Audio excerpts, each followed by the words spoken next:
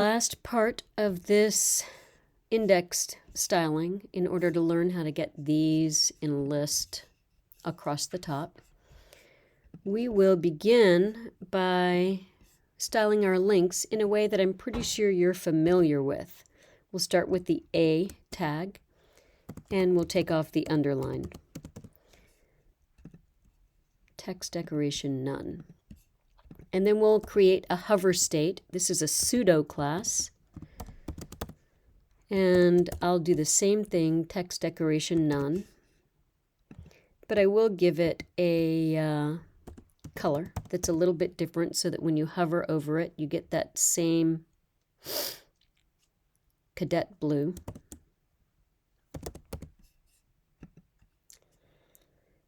And then I will also create a state for the links that have been visited. This is also a pseudo class.